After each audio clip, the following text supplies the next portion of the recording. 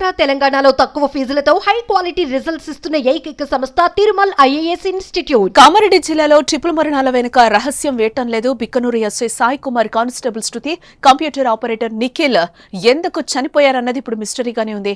అయితే వారి WhatsApp chatting లో సంచలన విషయాలు వెలుగులోకి వస్తున్నాయి. శృతి, నిఖిల్ ఆత్మహత్య చేసుకోవడానికి ముందుగానే సిద్ధమైనట్టుగా తెలుస్తోంది. నేను ఆత్మహత్య చేసుకుంటానంటే నేను చేసుకుంటానని, కాదు ఇద్దరం కలిసే చేసుకుందామంటూ ఇరువురి మధ్య బలవన్మరణంపై చాటింగ్ ఉన్నట్లుగా సమాచారం. ఎస్ఐతో సైతం పలు విషయాలపై చర్చించినట్లుగా తెలుస్తోంది. శృతి, నిఖిల్ ఆత్మహత్య చేసుకుంటారన్న విషయం ఎస్ఐకి తెలుసా తెలీదా అన్నది ఇప్పుడు ప్రశ్నగా మారింది. బుధవారం ఉదయం 11 గంటల సమయంలో ఎస్ఐ సాయి కుమార్ తన కారులో వెళ్లినట్లుగా బిక్కనూరు టోల్ ప్లాజా వద్ద ఉన్న సీసీ కెమెరాలో రికార్డైంది.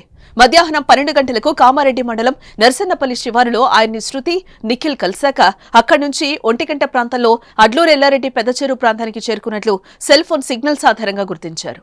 వారు ఆత్మహత్య చేసుకుంటే వారిని కాపాడేందుకు ఎస్ఐ చెరువులోకి దూకి మరణించారా అనే అనుమానం కూడా వ్యక్తమవుతోంది. ఎందుకు అంటే ఎవరి ఒంటిపై కూడా గాయాలు లేవని, ముగ్గురు నీళ్లలోనే మునిగి ఊపిరాడక చనిపోయారని పోస్టుమార్టం నివేదికలో వెల్లడైంది.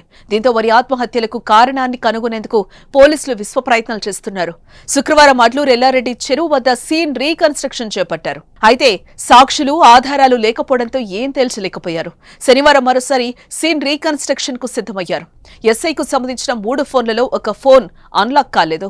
ఆ ఫోన్లో లాక్ తీస్తే అసలు విషయం బయటపడే అవకాశం ఉంది. దానిని అన్లాక్ చేసేందుకు కూడా పోలీసులు ప్రయత్నిస్తున్నారు.